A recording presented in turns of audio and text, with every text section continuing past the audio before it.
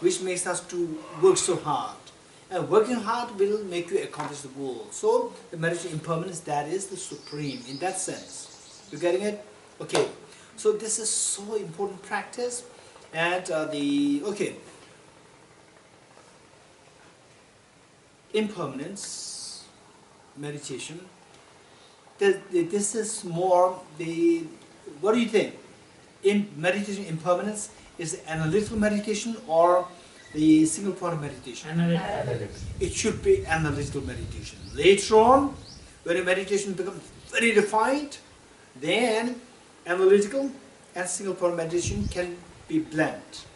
Can be blent when it becomes very proficient in its meditation. Otherwise, initially, it must be analytical.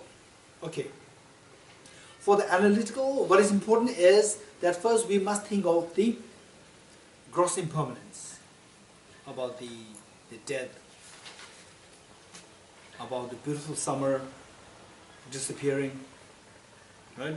And the beautiful, the leaves, they become dry, they fall, and then the separation of people, you know, the obvious changes that we see around, and particularly the governments, how we see the changes happening, one government coming, falling, next government coming, falling, still next coming, falling, right? So these changes. And then likewise, for example, say the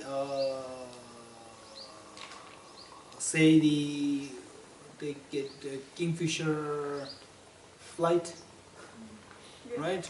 The whole company closed. At one time, very flourishing, thriving, closed. And sometimes, say for example, when you go to, let's say the market area, there's one landmark, even the landmark is gone, right? It's very important to reflect on these points and then see how it's transient, how unreliable things are changing, right? There's nothing there for us to hold on to say that this is permanent and I should be happy about. Nothing's really there like this. Everything is changing. All composite things are changing, right? And then sometimes it's very moving. In fact, I was with His Holiness the Dalai Lama in Taiwan during His Holiness's last visit to Taiwan there, and His Holiness was there to say prayers for the flood victims, right? So finally we were taken to the spot there, and the spot, there was nothing really there. It was just a valley. There was just, I think I could vaguely remember, just the broken house. One broken house. Otherwise, it was just totally barren place. You could not believe that once there was a village here. And it was not too long ago. Just about a few weeks ago. There was a village here. And then you look at, you wouldn't believe that there was a village here. Right? All gone because of the flood. Right? This is impermanence. Okay, so with this, our job is to think about the gross impermanence. And then, not always outside. To yourself also. You know, to yourself also. Say you are in the first part of your life, when you are in your teens, who are around you, your classmates, your schoolmates, your teachers, like this. Then you're in a college, all these children, they're all scattered, right? And then when you enter the job, they're even more scattered. Many of them become like unheard of. And suddenly you go back to the photographs, we say, oh, yeah, there's this person, I forgot that person. Where's this person, right? All gone. Just make it so vivid in your mind that which I once saw as so solidly there, they are no more there, right? Okay, this is very important to reflect on this impermanence. And then, say, in this life, we were born to a particular family, to your parents. And then, was it that you were from the same family in your past life? No, from a very different family. And suddenly you end up here. And from here again you're going to go somewhere else. Very different. Where even this whole world might not be the same. It can be a very different world system, right? So these are the realities that we have to reflect on. The more we reflect on this, this is known as the gross impermanence. The more we reflect on this, and then the point is, where are we going, right? If these are changes happening, change not happening outside the world, me also. And then we see that, oh, once there was, just very recently, maybe like about, I think 2 months ago, there was the lady who I know, that I met her about like two years ago, and she had cancer, and her daughter was a Tibetan doctor, lady doctor, traditional Tibetan doctor, and then the Tibetan doctor brought her mother to me. We met, and then we just shared some talk, whatever. And then just recently, about like 2 months ago, again she came to see me. She was already in a very dire situation, but superficially, outwardly, she's just perfect. Came to see me. We met there, and then few days ago, then I received the message from the lady doctor that the mother passed away, and then sent me the WhatsApp picture of the body lying, and then I could vividly remember her face, what we talked in Bodhichitta Center. Bodhichitta Center there, they came to see me there, and then she was very courageous. She's very special lady, the mother, very special. But this reality, someone with whom I was talking, and then I'm just seeing the body there, right? And I remember there was, I think about like 25, 26 years ago. How many of you have not born there? 26 years ago? 1, 2, 3. Okay. About like 26 years ago, His Holiness the Dalai was giving teaching in South India. And he was giving teaching on Lamrim. Lamrim, the graded path to enlightenment. So the topic was on impermanence. And there was one young boy, age maybe about like 6 or 7, who was identified as a young Rinpoche. And he was sitting, His Holiness identified him, and he was sitting, and the hierarchy-wise, the social hierarchy was, he was of high stature. So he was, and during the teaching, I must be 21 or 22. Then His Holiness, on the topic of impermanence, His Holiness said that, okay, so there's a huge gathering here, and one day this huge gathering will disappear. And then this young child, he pointed to this boy, said that, then when this child becomes old, this child will say that, oh, many years ago, the Dalai Lama gave a teaching on Lamrim in Devon Monastery, like this many years ago. And then most of us are already gone there. This is what His Holiness said. It's so vivid in my mind. So now that's very true. This young boy is already in his 30s now. So this is impermanence. And then I remember that when I was in my monastery, Damdul monastery in South India, Karnataka state, there was one Geshe, very senior Geshe, from our small group, and he was teaching in America, and he came to visit the monastery after many years. He's highly respected, and there was another very senior monk who was hospitalized, and almost going through his last days. And then this Geshe from America, he himself must be in his 70s. And the one who was in, who was going through the last days was also in his 70s. Two of them are more like colleagues.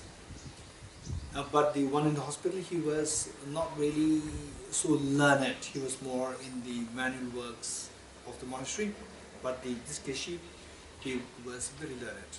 So this Geshe and ours, by rotation, we have the responsibility to be the head of the group. And at that point, I was the head of my group. The whole monastery is split into 25 groups called as Kansen. How many of you Kansen? How many of you know that? Certainly you don't? Okay. So groups, small groups, like what the departments, in universities, departments, in the monasteries, there is what is known as Kansen. Kansen. So from our Kansen, I was the head at that point. That point we do by rotation. And then because of being the head, and I was in my 20s, I should take him to to other places wherever he wanted to go. So he wanted to go to meet this the monk in the hospital. So I went there, and then this monk, this senior monk, he was more like the consoling the monk who was going through terminal illness. I said, okay, don't worry, pray, and so on. And I was just observing it, right? So one is now dying, one is consoling, and then they say after now, from today back in time, about like 9 to 10 years ago, even this teacher, even this monk, he also passed away. He himself, who advised, who was consoling, he also passed away. And then who was observing this monk consoling the other monk, right? Who is that? One day he will also disappear. You get it? And then those in 20s, they will share the story. Now one monk was dying, and another monk was giving advice. He passed away, and then the young monk was watching this. That young man is also gone. And then one day you also go. So this is the reality of impermanence. This is reality of impermanence. If you think about it, then we will learn how to segregate the things. For example, in your house, there must be so many things. Right? If there is an earthquake, severe earthquake, just pick up 3-4 items. What do you want to pick up? Right? You will not pick up the doormats. Doormats, you will not pick up those things. You will pick up only those very, very, very important things. Likewise, the earthquake is like the sense of urgency. Likewise, when you think about this impermanence of the death, impermanence, then you will learn how to pick up the right things which are required. Right? Of the activities, different things, what to be done, what to be discarded. Otherwise, when we don't think about it, even the doormat is very important. Even the broom is very important. Right? Even a tiny string is also very important. Right? Whereas if you remember the impermanence of death, and then say going for parties and say all the trivial things, it becomes very clear what to discard and what to adopt. Okay, this is extremely important. Okay, so it is on this basis that we have to remember the impermanence, and then apply to yourself. Apply to yourself, and say nowadays, my job is more like listening to so somebody died, another person died, another person had a cancer. Like, anytime it can happen to me also. Anytime it can happen to anybody. You're getting it? This is what we should be reminded of. This is so important. Okay, so this reflection is known as meditation on impermanence, and precisely impermanence of death. While meditating on the impermanence of death, how should we focus more on the urgency and not on the fear caused by that meditation? Okay, this is a good question. Good question. When you actually meditate on this, it's not the focus, just say a feeling of urgency should come in you. When the fear comes, then the urgency is more intense. If the fear is not there, urgency will not come. Right? Okay. Now the point is, if somebody really does it, do this meditation, and at times the fear can be excessive. If there's overwhelming fear, it is very important that you must meet and seek advice from somebody who is experienced meditator. You're getting it? But why do people, sorry to say, but why do people fear death? I don't understand. I mean, it's a solution. It's the end on. You are at peace after that. So why do everybody say fear of death? Okay. Some people, they don't fear death. They want death. They want to die peacefully and fast. Who? You know you're coming back. Okay. Narimanji, you must live long. Oh. You must live long. For us, not for you. For us, because we see that you are such a jovial person. You make other people so happy. You must live long. Because the world needs people who are jovial, who are kind. Because the world, the moment you step out of Vajradhatu Center to other places, we see that the world, everybody frowns at each other. Everybody looks for opportunity to exploit others. We don't see people like Nariman. Yes. It's so important that good people should live longer. Okay, this is very important. I mean it. Okay, now with this, the point is that if you are overwhelmed, if the fear is so overwhelming that you cannot bear it anymore, then you must meet with a teacher who actually, a good meditator who meditated on impermanence of death, not just meditating on emptiness, meditating on the bodhicitta, somebody who actually meditated on impermanence of death, right? Okay, this is very important because I remember when I was maybe like 21, I did this meditation for about 2 months in seclusion. It was extremely overwhelming fear. Extremely overwhelming, very scary feeling, right? Then I was meant to be sitting this retreat, just on impermanence, for 2 months, and then within 1 week I had to cut it short, and I had to go to see my teacher. I went there, and my teacher was a little puzzled. Dorji, you should be sitting for retreat a little longer. Why did you come out so soon? Then I shared my experience with him. Then he said that, okay, so because he's very experienced, remember, he's very experienced. He did all this meditation step by step, very systematically. So he could easily figure out where the problem is. So he said that, that's strange. By meditating on impermanence and the suffering, actually they say the feeling of joy in your practice should come. The fear should not be coming.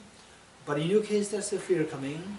Okay, so tell me, what time do you get up in the morning? I said, I get up at 5 o'clock. And when do you go to bed? I said, 11 o'clock. So he said, go to bed at 10 o'clock. He said, because you are very young, you are 20, 21. Because you are very young, your body needs more sleep. So this is one thing. And then food-wise, make sure that you don't neglect your food. Food should not be too light. It should not be too light. It should be nutritious. It should be not too heavy, but nutritious. That is very important. So he gave some advice, and that helped. Okay. So this is about the gross impermanence. This is very important. You're getting it? So if we think about the gross impermanence more, this impermanence more, then we will tend to become more realistic person. We'll tend to become more realistic person, and then what you do become more meaningful. Because the meaningless things you will keep aside, and you will embrace the more meaningful things. You're getting it? Okay, that is one thing. Now the next, with this reflection on the gross impermanence, then we must go into the subtle impermanence. How to go into subtle impermanence? That's very important. Okay. That requires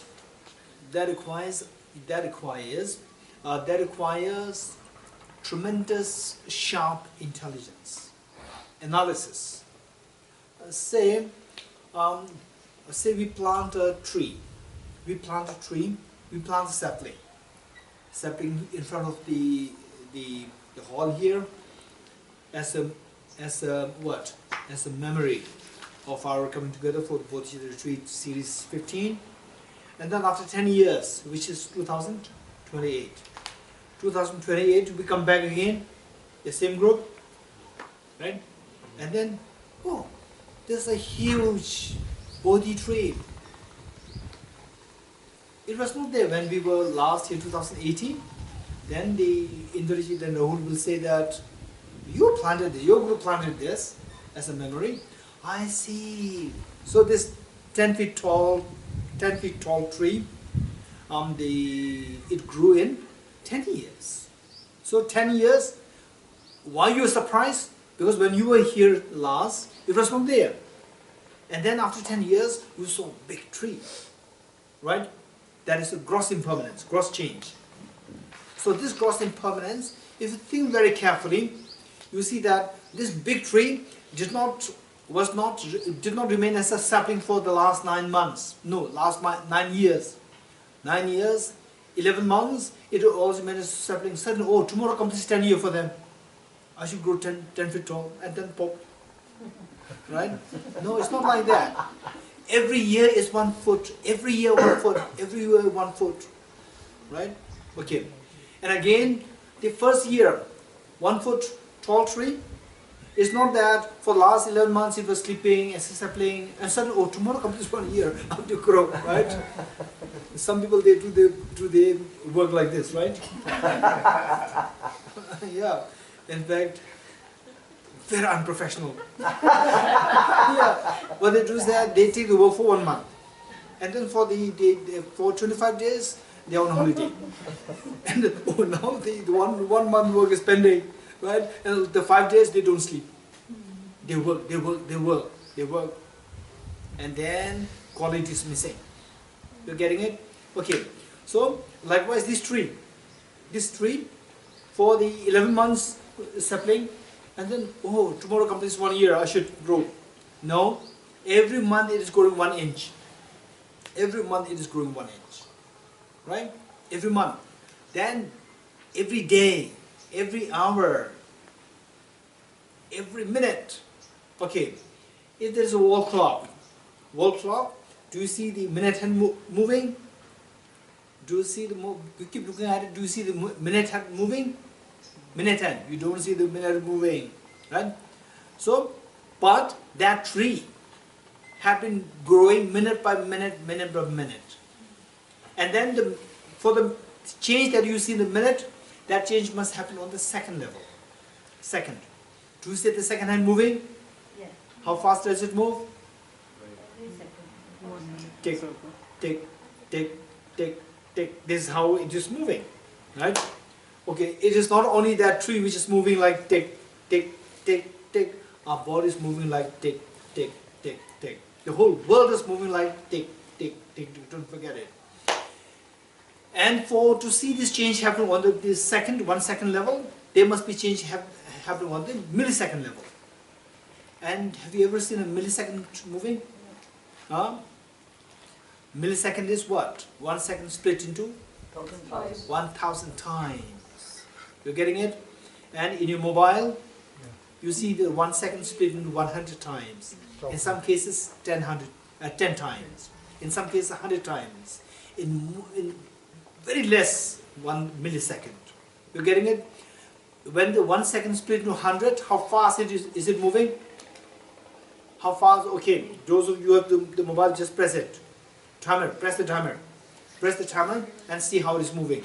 Do it right now. Do it right now, just look at it. Otherwise, after this, you will not look at it. Just look at it, how fast it is moving. Okay, yes, Shubhangi, you look at it? Yeah. Okay, so now you show it to Actually, Ilenji. our brain cannot register that. It moves so fast. Our mind cannot really register it. You getting it? It moves so fast. Okay, the Narimanji must look at it so that he will fear the death. I don't. Because he never saw this. So definitely he will fear death. It's not going fast enough for me. Very fast. Okay. So, okay, now, so this how fast this is moving. Our body is moving that fast. Don't forget it. This tree is moving that fast. This whole land is moving that fast. Our body is moving this fast. Right? Just think about it. For example, say one example that I give is, for example, each one of us, when we were aged 2, 3, 4, 5, 6, our complexion, they're very tender, beautiful. And then in age 20, 30, 40, it keeps becoming what? More and more old age. You getting it? So this change from a very tender, soft, the what color combination, the complexion, from there it changed to such a old age. So it did not happen overnight. It is just happening millisecond by millisecond, so fast. This is how the change is happening, right? So our job is see how smart you are. How smart you are, meaning that, right? Often some people say that you're a stupid guy. You're a stupid guy. This is our response, generally speaking, right? This is our response. And then you're not smart. You're not smart, right? I'll prove him how I'm smart. If you really want to prove that you're smart, you should be able to prove the smartness by able to see this reality of the impermanence. And this is the reality. This is happening right now. Right now our body is moving at that very fast millisecond level. For that we have to be smart enough to see that. Right? This is a fact. And this fact you should be able to see that. If you see that, it's extremely, extremely scary. More scary than the impermanence of death. Impermanence of death is gross impermanence, not subtle impermanence. To see the subtle impermanence, if it is more scary, right? Okay, so this has a tremendous emotional implications. Subtle impermanence. So for example, say if we really meditate on this subtle impermanence and you get a clue of this, so this meditation, we can do it, of course, you do your job, then you go home, you meet your friends, you can still meditate on this. But if you really want to experience it, then we have to, say, take out separate time, like 10 days, 1 month, like this. In fact, I personally would say that when I was meditating on this, the condition was very conducive. Condition for my meditation, it was very conducive. What do you understand by condition for my meditation, very conducive? What do you think? What kind of condition? Support, external Support, encourage, very encouraged, supported, help. Cooperative causes where cooperative Cooperative causes like what? Very quiet, peaceful, weather what?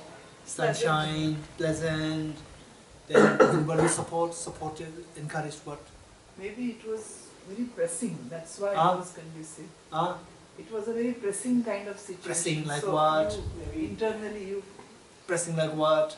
like something must have happened, so you were even more aware of the need of the... Okay, this is the answer, need right? of the- Pleasant weather, Yeah, good it doesn't matter whether food, it is pleasant or... right? Okay, pleasant weather. Pleasant weather. Impermanence. Impermanence. Pleasant weather, good food, nice. This experience will not No, come. it will not go.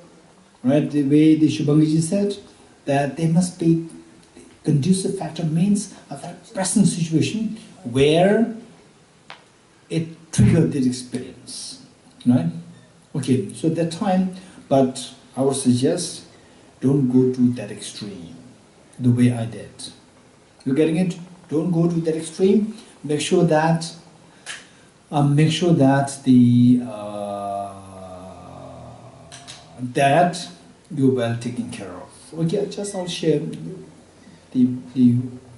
my situation. It was winter in Dharamsala. Not just winter, it was heavy snow. And the place where I was meditating was not in the cave, of course. It is in a house, very damp house. Damp. In winter. Imagine winter, snow outside and damp inside means extremely cold. Extremely cold. And never do that in future. In my case, no choice. Because no choice, I had that experience. I was very lucky. Today, if somebody asks me to do the same meditation in this damn house, I'll not do it. Right? Never do it, because it's very unhealthy. It can kill you. Right? Okay, so that was the situation. And on the early morning, 5 o'clock, I got up. I was just maybe 21 years old. Got up. And then just getting up, there was a sense of fear, urgency. That, no, I cannot sleep. I have to get up. Get up, then do all my deeds, say the make offerings, make prostrations, all these things I do. And then go out for the to refresh. And then come back, and then start doing the prayers and meditation. Then about like, I think 7:30 or 8, then I could slowly hear it, gradually I can hear the people shouting, people make noise, because sunrise happens. Everything's so cold, and then sunrise is very pleasant, everybody wants to come out. And then it was also my time to go out for a little bit, for loo. And then I go out, it's so pleasant, inside is so terribly cold, outside pleasant sunshine. And then just be like sitting a little more in sunshine. And then say, Dorji, this sunshine is impermanent. This sunshine is impermanent. Get out, get in, right? Do a meditation. You are for retreat, not for sunshine. Get in. Okay. Then I got in. Then I continued doing meditation. And then, well, do you feel it is nice? Yes, it's very nice, very pleasant. Even this, what you see is pleasant, is impermanent. It will also disappear. If you don't believe, first get in, and even come out. Then got in, and remember, practice meditation, reading, meditation, practice, lunch, then evening practice. Then about like 7 p.m., 6:30 p.m., 7 p.m., time for me to go out. All this noise stopped. Pin dropped silent. The weather is so gloomy, dark, cold. And then I would tell myself, Dorji, where is this beautiful sunshine? I told you this is impermanent. Yes, this is impermanent. Now stay more. No, I don't want to stay here. This is impermanent. Get in now. Right? And again the next morning, 7:30, 8, again the sunshine, people, again the noise started to build up. Again, you go out, it's very pleasant. I like to stay a little more. No, get it. This is impermanent. You get it?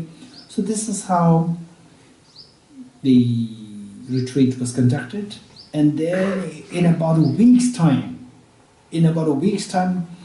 literally, it was very scary experience, very scary.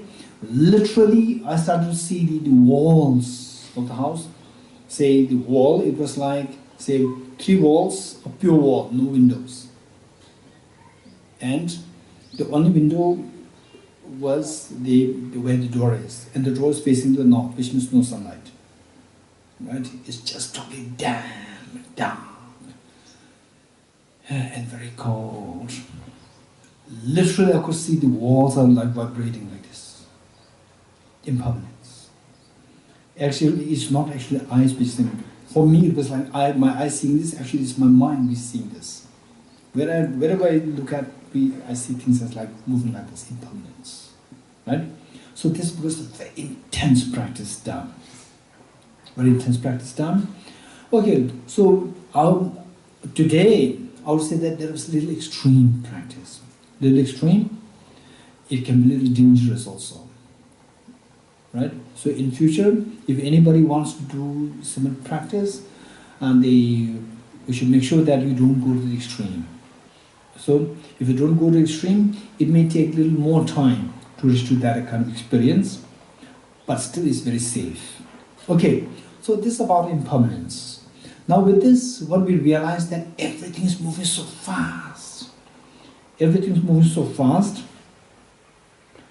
All composite things, meaning all composite things are moving so fast. Your body, your mind, other people, the food, the house, the flowers, the beautiful things, everything is moving so fast.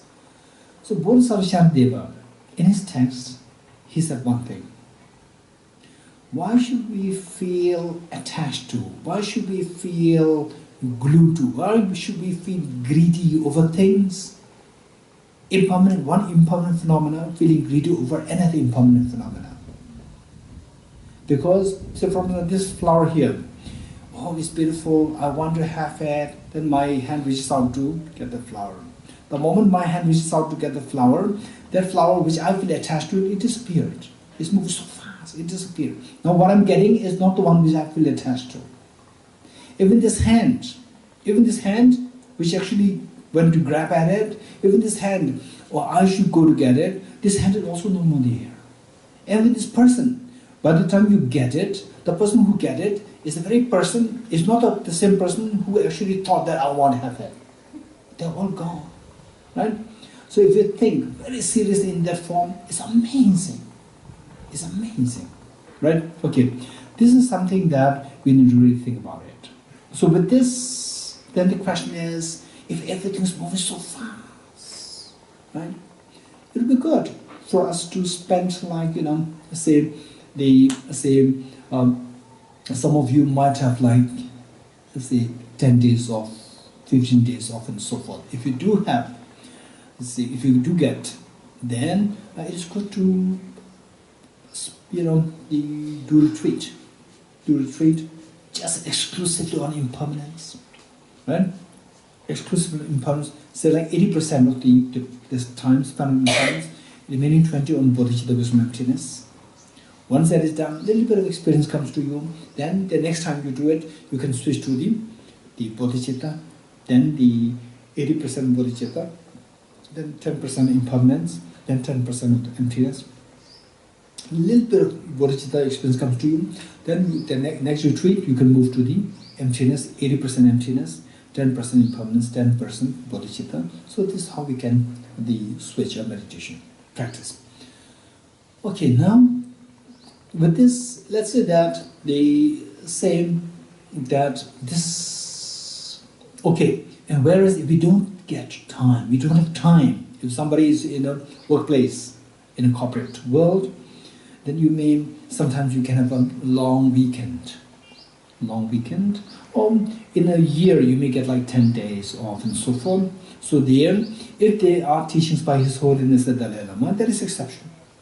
Otherwise, after getting a good picture of the Buddha's teachings, impermanence, the four seals, bodhicitta, wisdom, emptiness, and so forth. You get a good picture of these things. Then I would say that spend more time on reading and your practice. Two things: reading, practice. Practice meaning reflection and meditation. These two things together. And if you really don't get time, say in a year you may get like maximum 10 days off in one stretch, you can spend 1 day for preparation and 9 days for the retreat. And when you do the retreat, say best would be if you can go a little away from your house.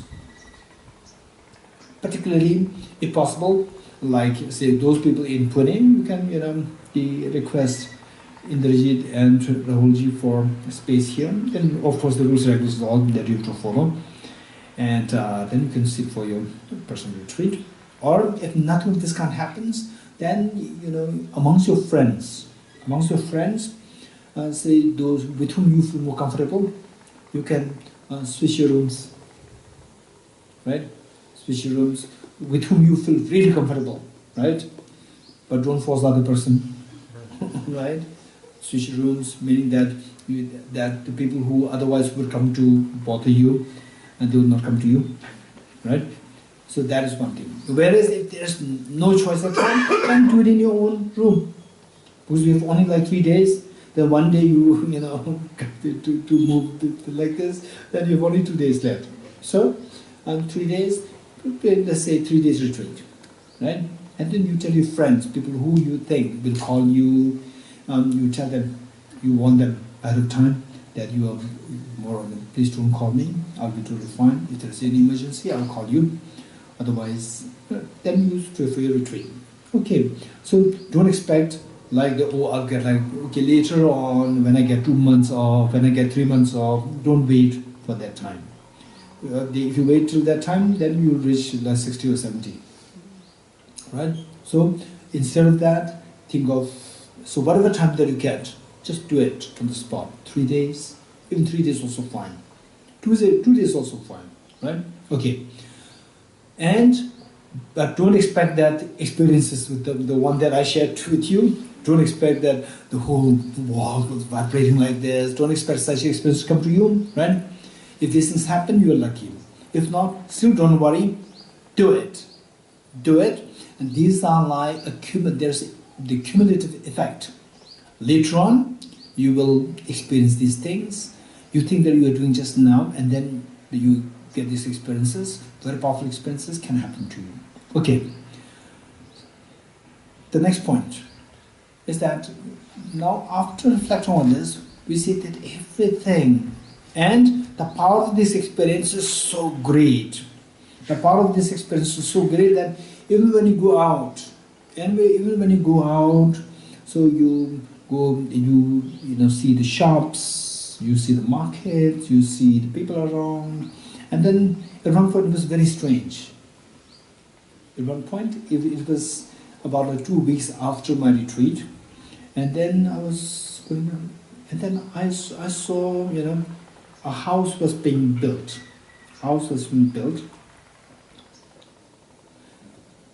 But the kind of feeling going inside me was very different.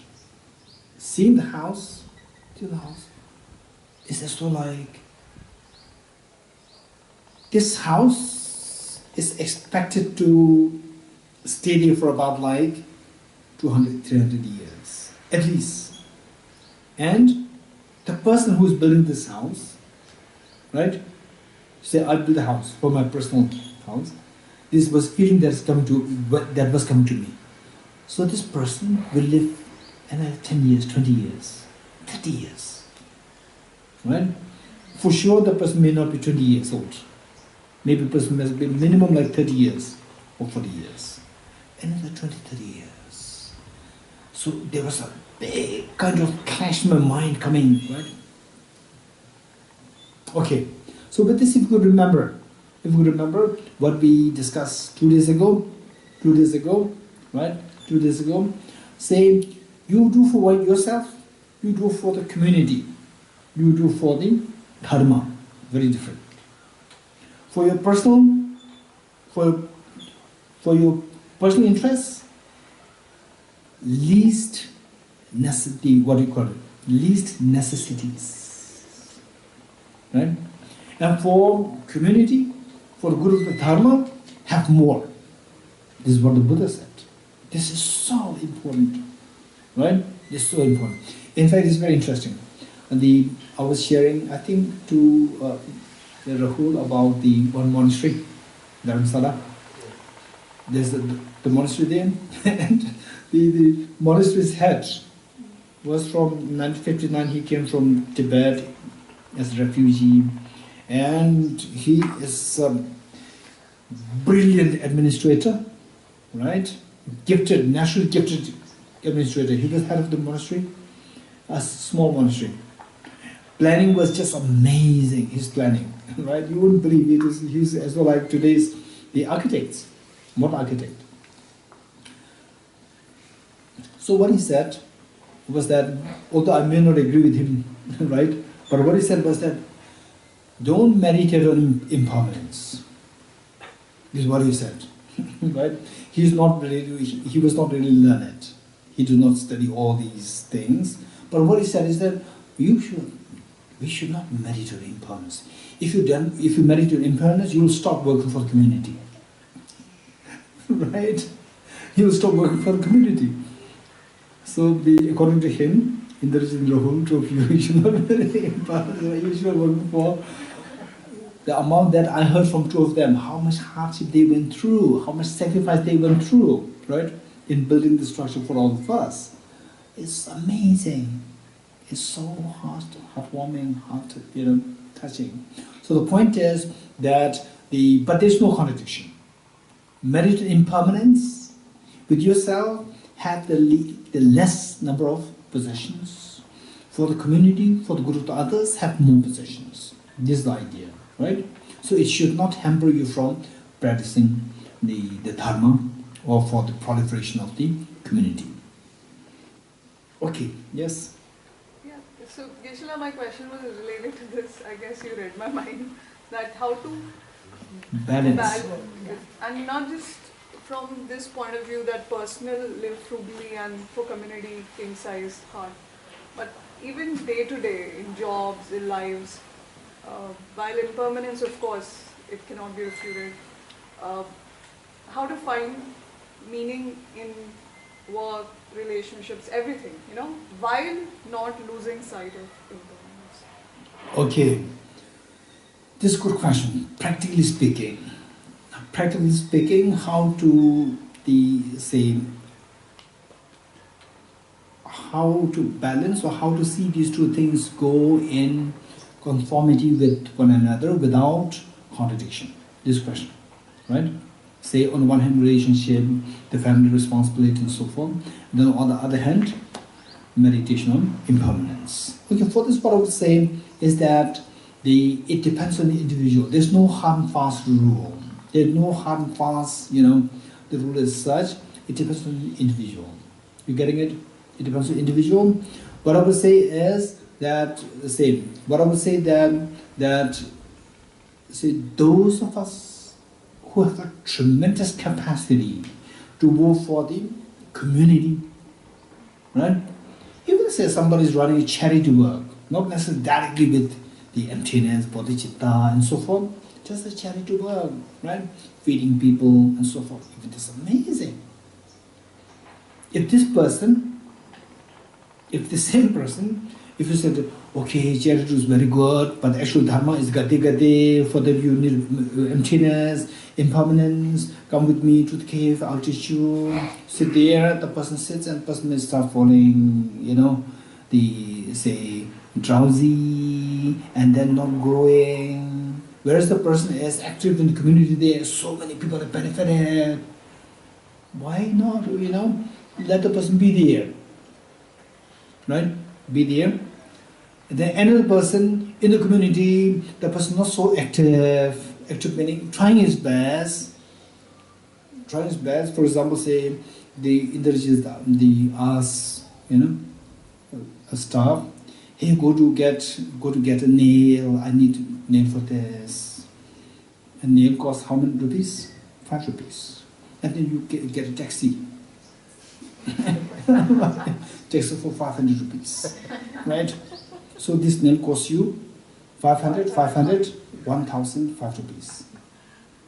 You're getting it? 1,005 rupees. So such a person, if appointed as the President of America or the Prime Minister of India, it's a disaster. Right? Okay. So so that person, if that person has the capacity to say meditate impermanence, emptiness, let the person go to the cave rather than the community. So we have to see to the individual capacities. You're getting this is very important to see the individual capacities. So meanwhile, what is important is that as the Buddha said, take care of your parents, attend to the needs of your spouse and your children. This is so important message and advice given by the Buddha. So take care of the parents. Make sure that you continue to give your love and affection to your parents. Never have unnecessary conflict with your parents. Right? Never have unnecessary conflict with your parents. And the parents may be in many cases, parents may not be too sensible. Right? But we should have the sense of understanding. After all, I benefit from the parents do not benefit from me. So therefore, I should be able to repay the kindness. With this attitude, right? So the thing is, always be kind to your parents. Always be kind to your parents. One. Then number two is that because that you don't lose track of the meditative impermanence, emptiness, and so forth, that you are directly influencing your parents, you are directly influencing your family members, your children, and so forth. And that is the greatest, much greater gift than the gift of billions of dollars. This is a greater gift to them. Because eventually, even with the billions of dollars, the moment you leave this world, you can't even take 1 rupee with you. So whereas these good qualities you can take, all the people who are connected with you, they will take these good qualities to their future life. Right? And then they will become enlightened eventually. That is the greatest gift. So even as a householder, you can be greatly influential to your husband, wife, children, parents, and at the workplace, you can influence the people there.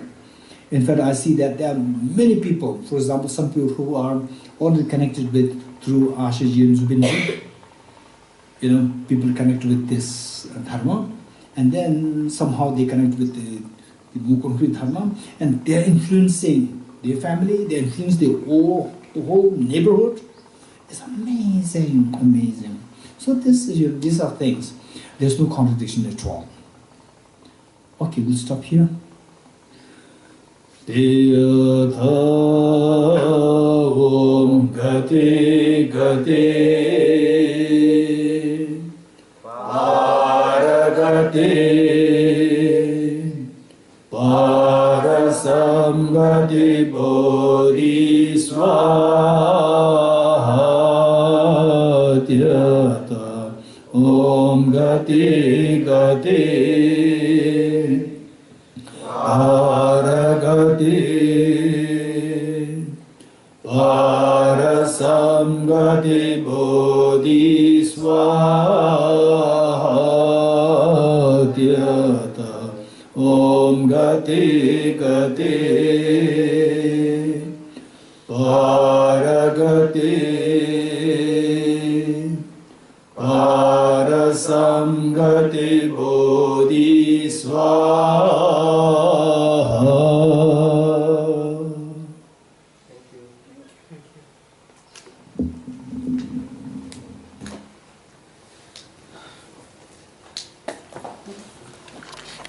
Paragati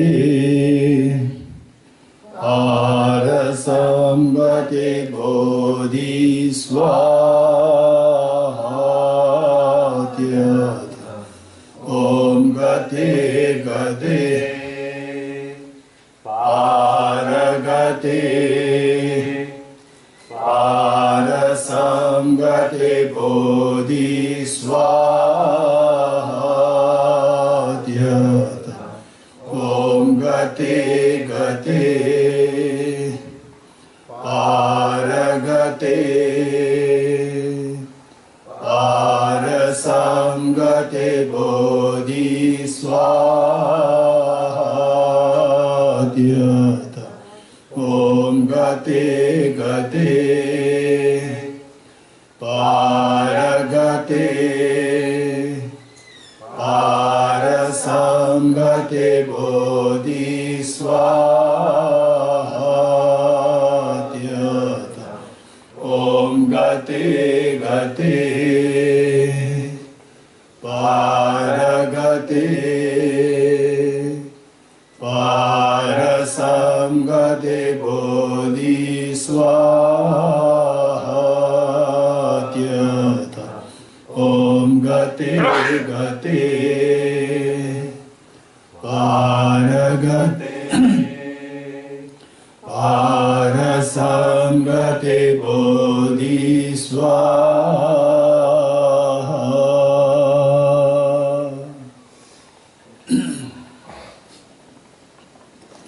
Okay, any questions before we go further? Vishwala, in the morning session you mentioned about three different kind of meditations. One meditation is on impermanence, another one is on emptiness, yet another is on bodhicitta. So are these three the different kind of meditations altogether, and we have to focus on one? Okay, so basically, the initial phase, and then the later phase. Initial phase, we focus them separately. One, the impermanence and the suffering together. Then bodhicitta separately, emptiness separately. Separate meaning that the point is that within the same retreat,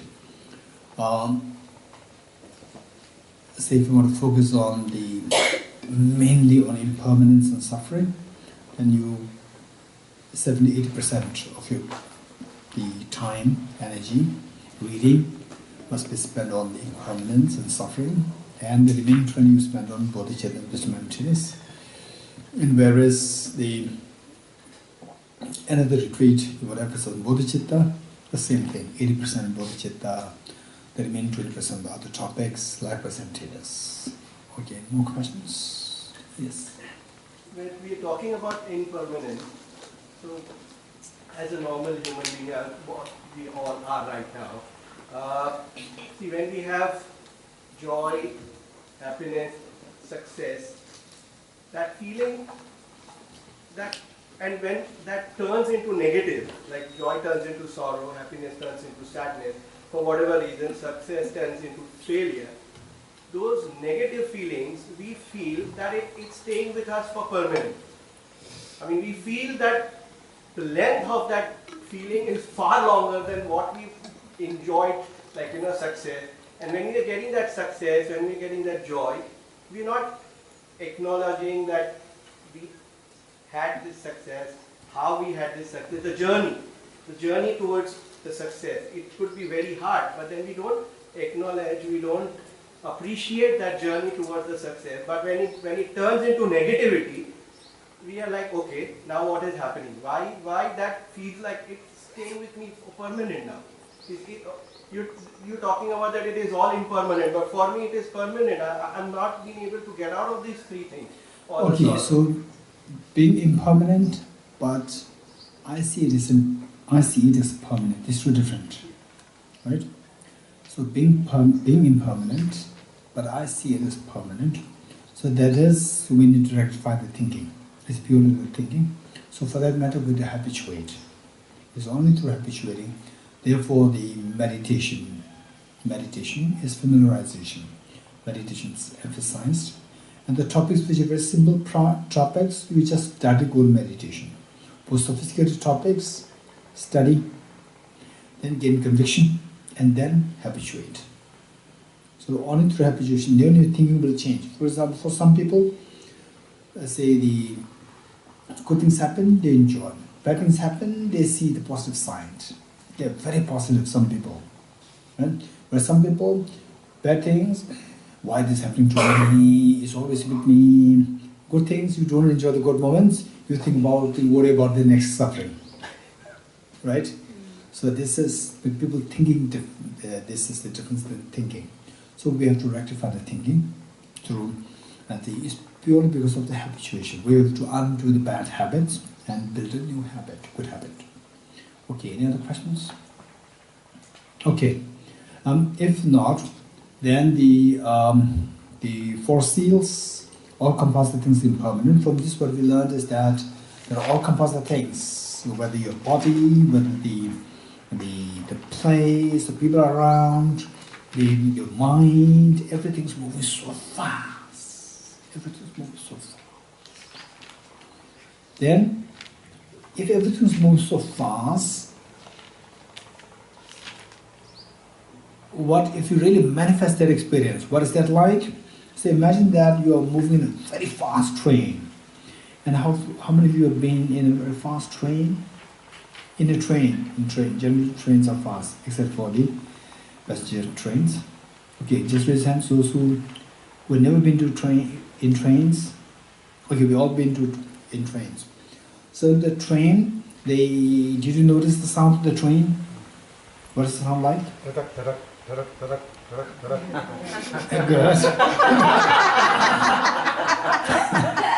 Good.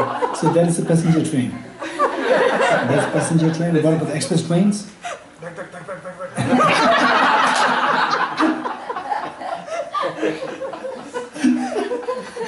Very fast, right? Okay. I don't know now how many people so here, for example, how many people really travel by train. It will be good sometimes to travel by train, by cars, by bus and so forth. Meanwhile, listen to the sound, observe the sound, how fast it moves. One time I was on the train many years ago, and I think it was around like 3 p.m. 3 p.m. evening. I was taking a nap, and then suddenly I woke up, and I could hear the sound. The way this was so fast, and this sound gave me such a fear in me. Where is this taking me? It's so fast. Okay, so those days I was more reflecting, meditating about impermanence. So if not like whole year, so major part of the year, I was more reflecting on these points in those days. So those reflections must have affected me. So when I heard this sound, it was so scary. And then this year,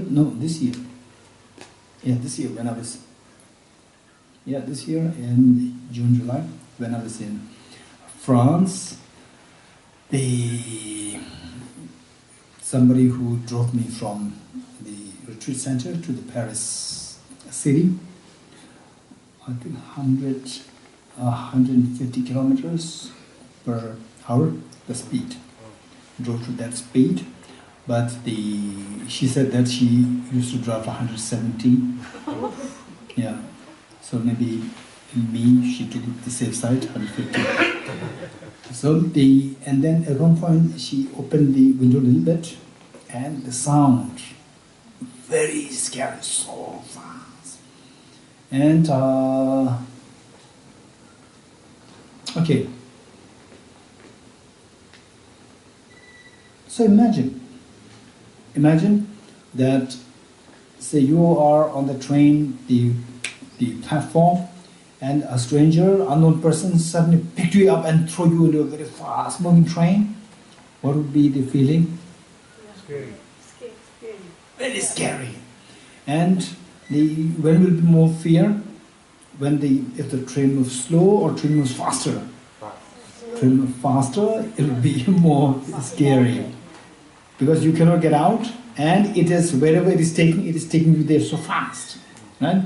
So tell me, who decides where this train is taking you? To a picnic spot or to a slaughterhouse? Who decides? Driver. The driver decides. The train decides.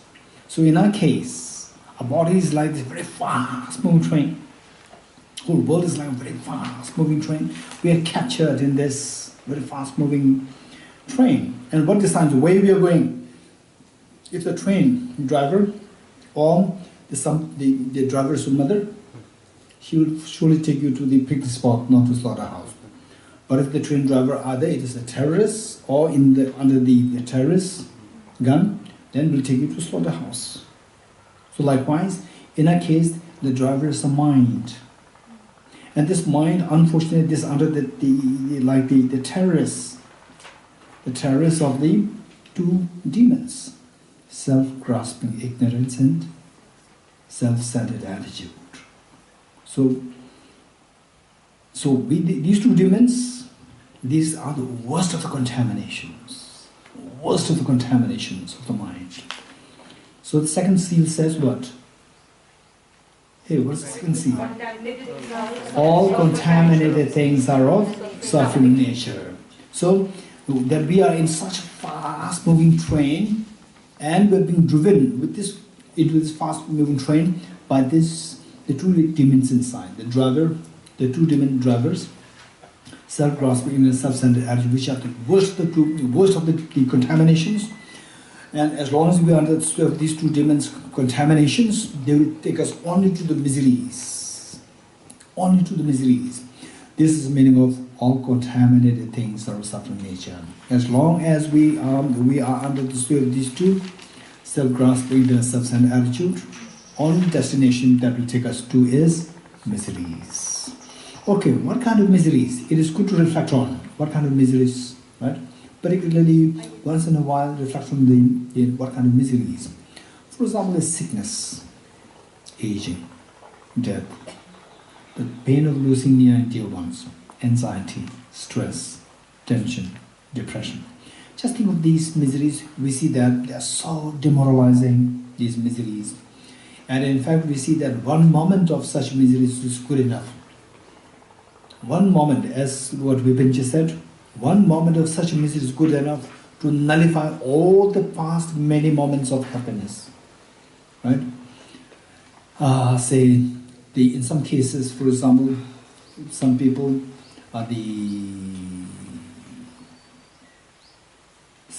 one family passed away, and then as though the whole world has shattered.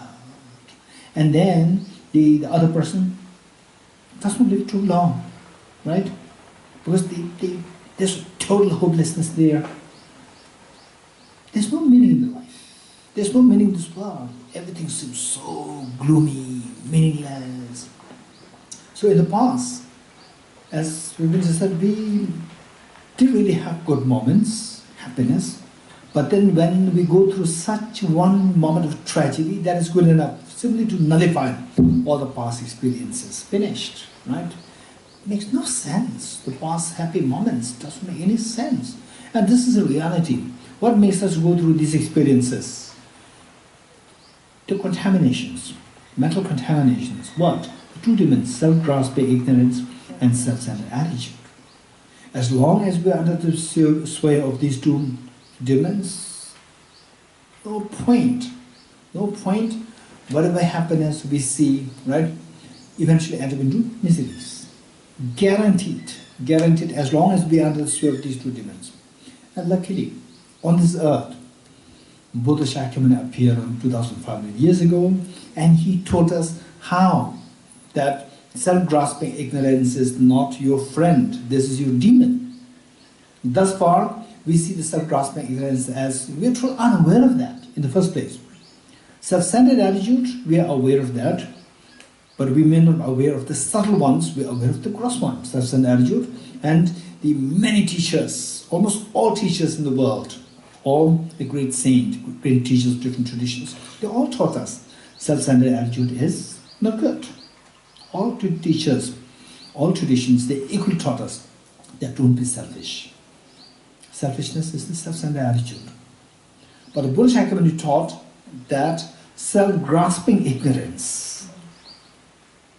This is something, till the Bodhichitta appeared on this earth, that everything was taken for granted, that things exist objectively, things exist truly. Right? This is the reality. So Bodhichitta appeared and said that no, what we are seeing is wrong. That's not true. As long as we believe in what we see, this will let us continue to suffer. Right? So now our job is, don't just believe in what the Buddha said. Don't just believe in it. Just experiment it and see whether what the Buddha said makes sense and whether it's true, that what I'm seeing is not reality. That is so important. So therefore, the point is that as long as you discover that what you are seeing is not reality, number one. Number two, that the self-centered attitude, this is only bringing miseries to me. If you know these two things, your job is done. Right? You can call, as I said earlier, say, once you discover that the reality is very different, right? What I'm seeing is not the reality. And then you discover the reality and the agitation subsides. This is amazing. Once you discover that, you can call it with any label. No need to call it the Buddha's teachings. No need to call it Buddhism. You can call it with any label, right? If let's say, if Niraji discovered that, you can call it Nirajism. If Narimanji discovered it, you can call it Narimanism, right? You can give it with any label. The point is, that is not the ism. The point is that we have to discover the reality, and that your agitation, your sadness, that must dissolve. You getting it? Okay. For that matter, say this group, the study group, the study retreats, they are very helpful one. And then particularly I could see that the two group discussions, they are very productive.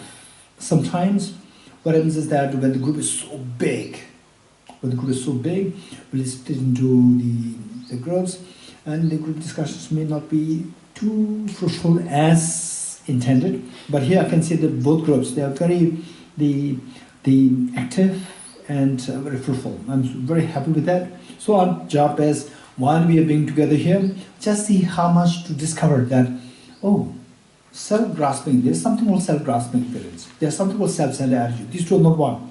These two are different. They operate differently, and yet they operate in such a way that these two are like, they come hand in hand, and then all these miseries are given rise to. All the afflictions are given rise to. Self-grasping ignorance per se cannot give rise to the other afflictions and miseries. Self-centered attitude per se cannot give rise to afflictions and miseries. These two, when come together, then everything is given rise to. Right? So this is something that we have to discover in the course of this class. And then once you get a little feel that, that's something very interesting, then our job is to explore more, because 7-8 days is nothing. As long as you get a feel that, wow, that's amazing, I'm discovering something, I'm seeing something, right? That makes sense. Then our job is to study more, explore more, and do more systematic studies. Okay. So with this, what we learned is that the self, as long all contaminated things are suffering nature, meaning that as long as we are under the sway of the mental contaminations, particularly the worst of the contaminations, self-grasping, ignorance, and self-centered attitude, it will only take us to miseries. And what kind of miseries? We have to reflect more. We have to reflect on these miseries, right? Okay, so miseries that we see in this world. Miseries that we see in this world, like the natural disasters. When you're trapped in a tsunami, finish. When you're trapped in the wildfire, finish. When you're trapped in the earthquake, nobody can save us, right? So likewise, when you're trapped in the accident, finish. Okay, so we see that we are just prone to any kind of, say, the miseries, prone to any kind of miseries. And sickness, aging, death, they're always there for us, guaranteed. They're waiting there for us, right? And other things, we simply live in the world of illusion, that, accident happened there, tsunami happened there, earthquake happened there, and we get a feeling as though like, I'm in a safe zone. No. We are also in the same. We never know when is our turn. We never know that. So if you think more of this, then we become more realistic. And as I said earlier, right? So with this, if the feeling is such that, okay, now I have to prioritize what I should be doing, what I should discard, that happens, and then the joy in doing Dharma comes to you, continue with this meditation. If the joy is not coming, instead the fear overwhelms you. If it is so overwhelming to the extent that you don't feel like eating, you don't feel like doing anything, you feel so inactive, passive, then you must meet with them, and they say that you need more directions, you need more guidance. This is very important. Whereas in some cases, and merit accumulation is also very important, merit accumulation, right? Okay, because in such meditations, some people can go to say it will simply enrich your practice and it enhances the pace of your practice. It simply makes you to prioritize what will be done, what not to be done, and even when you involve, say, somebody like the Dorji and Rahul, so they are working for the community. You work for the community, and they still, you see that you will know what to do, what not to do. And the individuals, of course, as individuals, right? As a private person yourself, then you will know what to keep aside. And then, while in the process, your happiness grows. Deep inside, you become very confident. You become more happy. When that is happening, you are in the proper track. One corner, there's a little feeling low, seeing the overall nature of samsara, right? And whereas if the Acharya Dharmakirti, he gave us a warning that with such meditation, if it feels that, now where I am is a suffering place, people are very complicated, the place is very complicated, I like to run to Himalaya, that is not a genuine renunciation. Right? That is not a genuine renunciation. What it says here in the Pramanavartika is that moment, because in the family there may be little complications there, people might not be, they're liking you, or complications are there. But the moment these complications are over, you feel like coming back. That's a clear indication that earlier thought of renunciation was not a genuine renunciation. It's just escapism. It's not. Whereas the genuine renunciation is that wherever I go is the same. This feeling should come. Wherever I go, whether I'm in the palace, whether I'm in the wherever, in the party, or whether in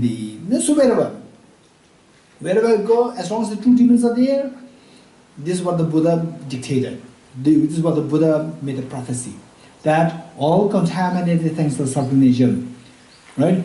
Then somebody tells you that, okay, now you seems like very exhausted, you seems like after meditate on going through the Damdul Bodhichitta Retreat, you feel like so exhausted, you feel like now losing interest. Forget all this and for the time you come for a short holiday. What holiday? Even holiday is misery. You're getting it? This kind of feeling, if it comes to you, anywhere I go is the same. Right? It's not that I'm here in this place, so if I come to your place, I'll be more free. No. As long as I'm free from the two demons, that is real freedom. Only if I'm free from the two demons, that is real freedom. Otherwise, I'm in the prison. Wherever I go, I'm in the prison. Right? If this feeling comes to you, then the renunciation, that is the genuine renunciation. Right? Okay. That's very good. Meanwhile, I'm warning you that if we ever go into more intensive practice, and then feeling of the overwhelming pain and stress, anxiety comes, you must seek help. You must seek help. You're getting it? Okay. So, that is the meaning of all contaminated things of suffering nature. And it is good to read the books, for example, say the words of my perfect teacher, and then the Ornament of Liberation by the Tapolhache. Ornament of Liberation. Ornament of Liberation by Tapolhache, and the Words of My Perfect Teacher by Zapatul Rinpoche. Okay. And then after reading these, and then if you want to make it say more professional, and there are questions coming, very subtle questions coming, then you must read Lama Tsongkhapa's volume, the 3 volumes, right? Lama Tsongkhapa 3 volume. If you read Lama Tsongkhapa's 3 volume directly, it will be a little technical. You'll find it a little, say, the more academic. The first one is the words of my perfect teacher. Third one is known as the Great Treatise of the Stages of the Path to Enlightenment. The Great Treatise on the stages of the path to enlightenment. In other words, Lamrim. In English, there are 3 volumes. So, particularly for this practice, you can read the first volume. For the Bodhichitta, you read the second volume. For Bodhichitta, you read the second volume. For emptiness, you read the third volume. Can you spell the author? Author Lama Tsongkhapa.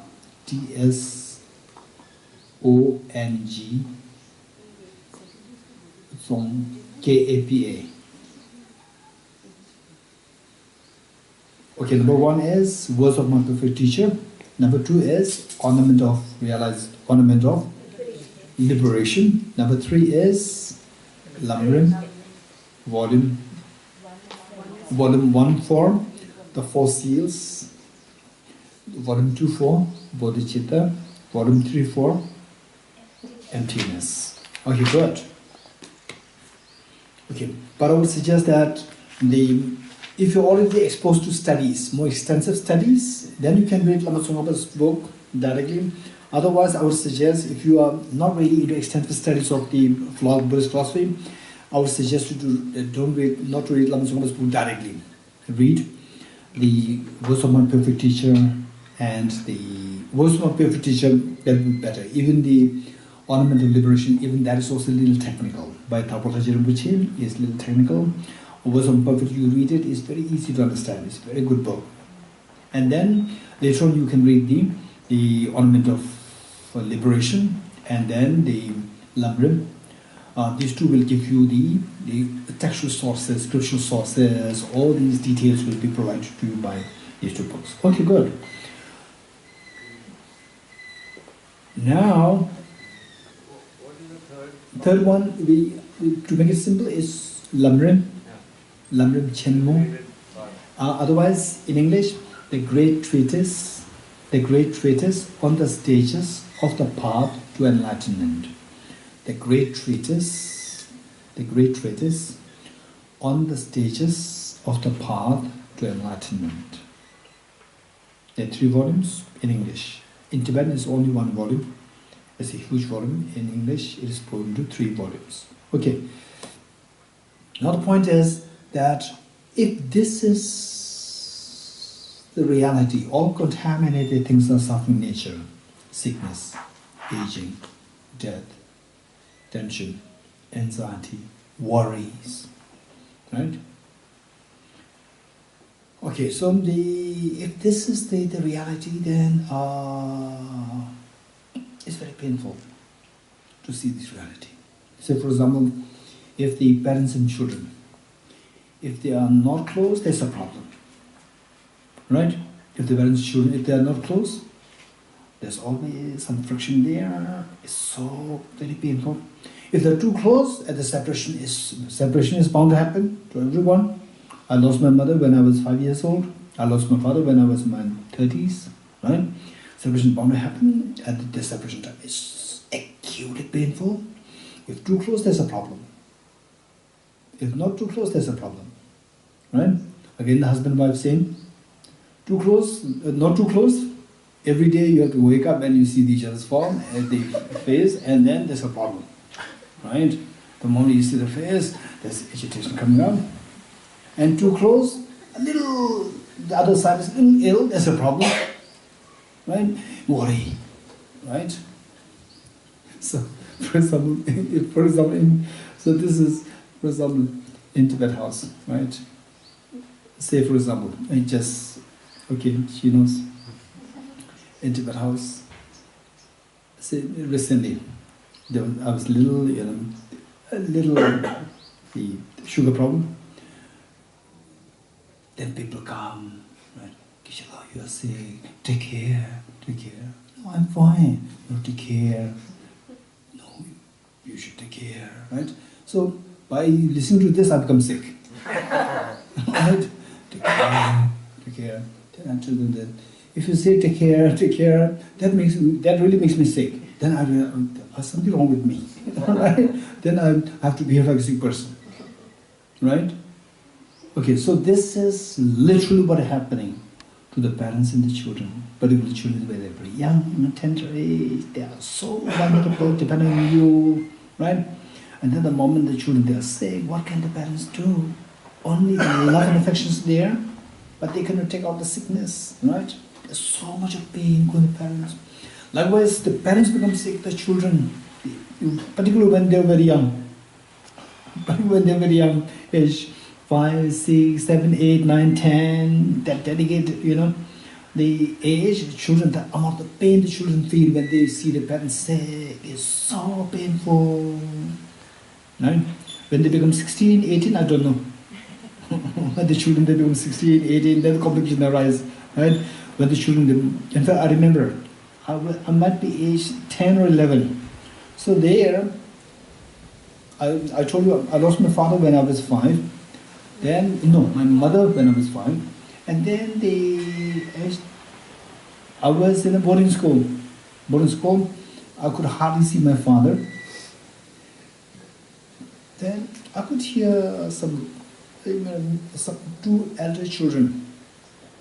Elder meaning 2, 3, 4 classes senior to me. They were talking and they were talking about, somebody is sick. From how these people they are talking, I could infer that they were referring to my father. And from every angle that they are saying, actually somehow it was my father. And you won't believe, spontaneously tears rolled down my eyes. Spontaneously. You getting it? So this amount of love and the feeling. So this love and feeling, look, if you don't have this love and feeling, there's a problem. If you have this love and feeling, the pain is so much. When something goes wrong on the other side, this is samsara. Now, the question is there a mechanism? This is so important question. Is there a mechanism whereby there are 2 things. One is love, feeling closeness. Other one's pain, right? Whereby love and affection can be boosted and the pain is reduced. Pain is made zero. Whether or not there is such a mechanism, this is the question. You getting it? Yes. How important is this point that I'm raising here? Very, very Whether or not there is a mechanism by which the feeling of closeness can be boosted and the pain can be reduced to zero. Whether or not such a mechanism is possible. For example, it's very strange, maybe from my past life, I don't know. The moment I see that somebody is too close to me, this uneasiness coming in me. The moment I sense that somebody is too close to me in terms of emotional, reliance, emotional dependency, I feel very uneasy. Maybe because of my past life, the effect is being felt. So the point is, too close, then what happens? There's a repercussion there. What? The pain of the loss, the pain of something goes wrong on the other side, the pain that automatically increases, right? This is where, for example, I see okay, later on, about the Bodhichitta, this is one part which we will study. So if you tell me that I will take you a place, right? And then you choose one place or one situation which you like the most. If you tell me that, I will take you on holiday. Then if you tell me that, if you offer that, I will say that I like to watch the dynamics between the mother and the tender child. I just want to observe it. That is my best time. Just observe the relationship between the mother and the tender child. The love displayed between the two. The mother's love towards the child and the child's love towards the mother. So beautiful. When I see that, then my mind, it takes me to a very different realm. Right? So there, anger, no room for anger. No room for malice. No room for jealousy. No room for terrorism. No room for corruption. No room for exploitation. It's a beautiful state. So the moment this feeling is felt with anyone, all these negativities automatically dissolve. Right? Okay, so this is the one thing that I really seem informed of. Yet, along with this, right, for the common people, more intense this feeling of closeness, more pain, corresponding pain. Now, is there a mechanism? What mechanism? What mechanism? To get more happiness without the pain. Suryaji? To get more happiness without the pain. Not happiness. Love and The compassion. love and Yes. More intense feeling of love and affection. Intense feeling of love and affection is boosted, yet the pain is reduced to zero. If whether or not there's such a mechanism. You are getting it? No love and affection is a disaster, right? Every day you see the person, it burns. Something burns in you, right? Something burns in you, right? Just from the morning you get up, your face becomes very serious. Right? Very serious and stern. Okay. Then you have to live like this for the next 10, 20, 30, 40 years. It's terrible. And if the feeling of closeness is too intense, again, the pain is there. Right? Okay, this is very important. For that matter, the question is, okay, this pain, when will this pain stop? What happened was that once there was a mother, a young mother, and a child, a very young daughter, maybe age 5 or 6. This child was abducted by somebody. And this young mother, luckily the young mother was, quite influential, and she was just literally, she became hysterical. Running here there like a crazy, girl, running here there in the street, shouting with her daughter's name, and everybody was helping her to track the child. Finally, the child was found. She was literally becoming hysterical, right? Oh, then I heard that what she was saying that, how can I get rid of this pain? The pain that she was feeling, right? How can I do away with this pain? This pain is so agonizing, right? If this is the reality of samsara, right? If there's no feeling of love and affection, there's a pain. If there's love and feeling of closeness, again there's a pain. Pain is what demarcates samsara. This is who we are, right? So when will this stop? When will this stop? This is the question. For example, 2017 stopped, right? Whatever pain 2017 had, stopped automatically. So this pain that we go through, when will this stop? Right? No, it will never stop on its own unless we put effort. Impermanence, there are 3 categories. So this pain belongs to the 3rd category, not the 1st and 2nd. If you put effort, this come to an end. If you don't put effort, it will never come to an end on its own. Right? Even though you don't like it, it will perpetuate. It will perpetuate on its own. It will perpetuate. Okay. I remember one of my friends, a professor, a very highly respected professor, and I was invited to his house to stay with him for about 4 or 5 days. We were there together in his house, and then the lunch and these meals we were having together with the professor, his wife, and me. 2 of us were having and during the lunch, it was more like holiday time, and then we were sharing some ideas, thoughts, and then the wife, I was talking about, finally how to tackle the life, just some sharing. And I said then, okay, so say we in this life try best to tackle emotions.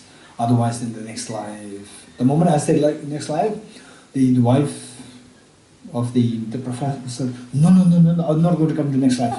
I'm fed up with next life. I'm not going to come back to the next life. I'm fed up with samsara. Right? She said, if this is that easy, it's amazing. Right? Right? I don't want to come. Okay? What if it's amazing? But there's no choice. Right? There's no choice. Unless we put a very sensible, say, the effort. If not, whether you like it or not, it'll continue. Right? So what is the next question? No, but you didn't say about the mother and the child, how she could overcome the pain. This is what we are dealing now. Okay, now I said that, so she said that, no, I'll not come back to the next life. I'm fed up with this. Samsara, I'm enough now. Right? Okay, whether you like it or not, you have to continue until we put up systematic effort to curb this problem. Okay, what would be the next question? What is this mechanism? What is this systematic mechanism? You getting it? Okay, what is this systematic mechanism? This is the question. Okay, for that matter, let's say that all experiences of the pains that we go through, sickness, pain of sickness, aging, death, fear, anxiety, the pain of losing near and dear ones and so forth. All these pains, they are analogous to the sound of a clap. They are all analogous to the sound of a clap. Sound of a clap.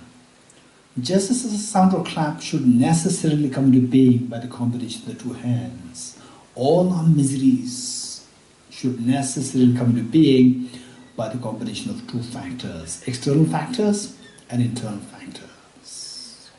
Right? Okay. Now, let's say that if you finally, the sound of the misery is what we dislike. Sound of the misery is what we dislike. If you dislike the sound of the misery, what should we do? Either you remove both hands, or remove right hand, or remove left hand.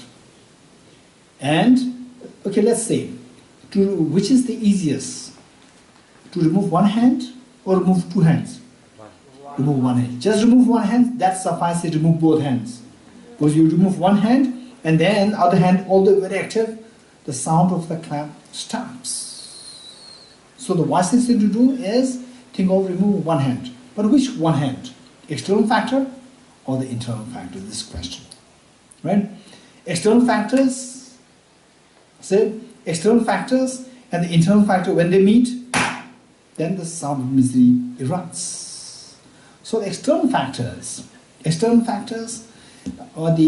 we are, say, for example, say, when we go out, right, we meet with external factors. We meet external factors for problems. Okay. And external factors, how many external factors are there?